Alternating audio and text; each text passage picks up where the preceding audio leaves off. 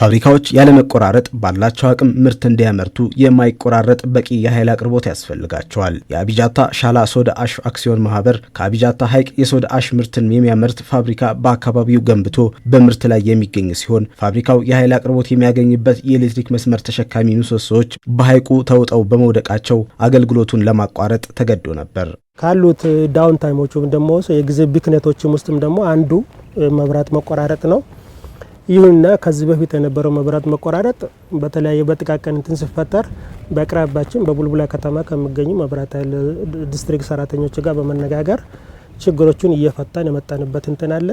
በመቀጠል ደግሞ መጨረሻ ላይ በዚህ ቅርብ ገጠመን ደግሞ የፖሎቹ ውሃ ውስጥ መሆናቸው ውሃ በመብላት በዛ ውስጥ የወደቁበት 78 ፖሎች ወድቋል። በዝመሩ በኤምቪ በፖል ነው በእንጨት ነው ተዘርግቶ ያለው መጀመሪያ። ከዛ አጋጣሚ ማዕበሉ ንፋሱ ፖሎቹ ሙሉ ወደቁ። እዚህ ውሃ ውስጥም እስከ ሶዳሽ ጫፍ ድረስ ማለት ነው ወደ 18 ፖሎች ወደቁ።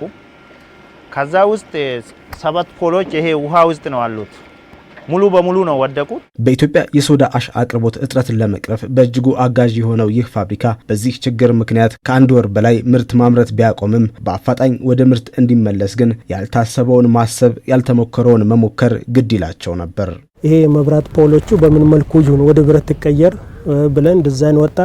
ከመብራት ኃይል አቅራቢያችን ካሉ መብራት ኃይሎች ጋር ተነጋገር። እነሱ ደግሞ ትክክል ነው ጎን ብሎ አፕሩቭ አረጉልን አረጋገጡልን። በዛ መንገድ እኛ ሰራተኛ ዲዛይን አወጣ። በመቀጠል ራሱ እቃዎቹን ማቴሪያሉን ውስጥ የሚገባውን የሚቆመውን በሙሉ አዘጋጀ።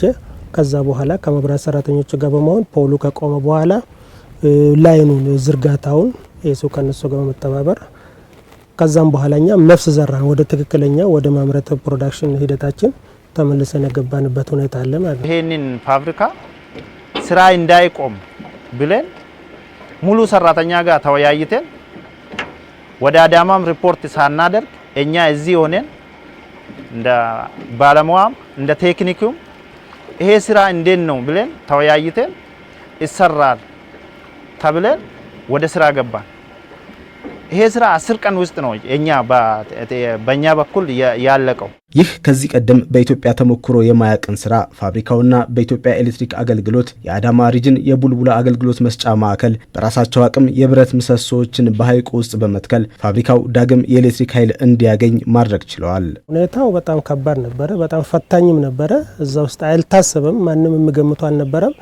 ግን እኛ ባለው እንትን አንደኛ ሰራተኛ የሚሰሩትን ሰራተኞች በሙሉ ከውጭ ባለሙያ ምን አላመጣም። ለዚህ ስራ ቦስ ሰራተኛ ነው። እዚህ በተለይ ደግሞ በቴክኒክ ወርክሾፕ ላይ ማቴሪያሉ እንዲቀርብ ከዛ በኋላ ከቀረበም በኋላ ደግሞ በራሳው ሰራተኛው በራሱ ደግሞ እንዲያቆም በሁለት ስቴጅ ነው። አንደኛው መሬት ውስጥ የሚገባና ላው ላይ ደግሞ የምታሰር ፖል ረጅሙ እንትን አለ።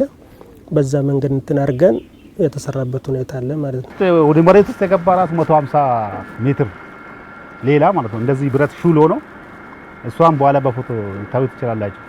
እሷን ሹል አርግቶ ሰርቶ እነሱ ማለት ነው ከዛ በመዶሻ ተመቶ ሙሉ ውስጥ ገባ። ከዛ በኋላ ከገባ በኋላ ይሄንን ያቺ የምትታየው መሰላል አለች። በመሰላሏ አምጥተው ከእንትኑ ላይ በብሎክቼን እንትን እያገዘ ይሄ ብረቱ ላይ ቆምና በሰው ጉልበት ማለት ነው ብሎን ታስሮ እንደዚህ ማቆም ቻለ። ይህ በአዲስ ተሞክሮና በብዙ ፈተና የታጀበ ስራ ለሰራተኞቹ እጅግ አደገኛና ከባድ የነበረ ቢሆንም ውጤቱ ግን ሁሉንም ያስደሰተ ሆኗል። በቀላሉ አይደለም ይሄ ነገር የተሰራ። በጣም እንዲህ ስታየው ቀላል ይመስላል፣ ግን የተሰራ በጣም በቃ ብዙ እንትኖች አይቶ ብዙ ይሄን ብረት ተሸክሞ እዚህ በጀልባ ተጉዞ ይመጣ ይሄ እንደዚህ በርሜሎች አይታል እነዚህ የተሰሩ እቃዎች መጓጓዣ እነዚህ ሁሉ ተጠቅመው ይሄን ነገር እዚህ መጣ። ግን በጣም ከባድ ነው፣ ግን የተገኘ ውጤት ግን በጣም ነው ያስደሰተው። እሱ ነው ዋናው እኛ የተሰማን ማለት። ውሃ ውስጥ መሆኑ የግድ እዚህ ጋር መጀመሪያ በእግር ተመጣና ጀልባው ላይ ከወጣ በኋላ ነው ይሄ ያው የሚታሰረው ስታፍ የሚባለው የሚታሰረውና ያለ ጫማ አይሆንም እና እሱ አሁን እስከዛ ወልቀት ተመጣለ። ከዛ በኋላ ነው አጥልቀ ያለውን ነገር ብረቱ ላይ ወደ ላይ የምትሄደውና በጣም ጥንቃቄ ይፈልጋል። ለምን እርጥበት ያለው ነገር ስለሆነ ብረትም ስሙዝ ነውና እየቆነጠጠ ነው የሚይዘው። ብረት ይዘህ ነው የምትሄደው። ድንገት ካመለጠ እስር ያለው ሰው ከስር ነው ጀልባውን ቆሞ ከስር ነው ሰራተኛም አንዳንድ ነገር የሚያቀብል ሜዳ አይደለም ልፍ አይልምና በጣም ቻሌንጅ ያለው ነገር ስለሆነ እዛ ጋር ተጠንቅቀ ነው መሆን ያለበትና በፍቅር እሱንላ ያው እሱ በጣም ከምንም በላይ ከብዶን ግን ደግሞ ዛሬ እንደዚህ ውጤቱን ስናይ ደስ ብሎናል።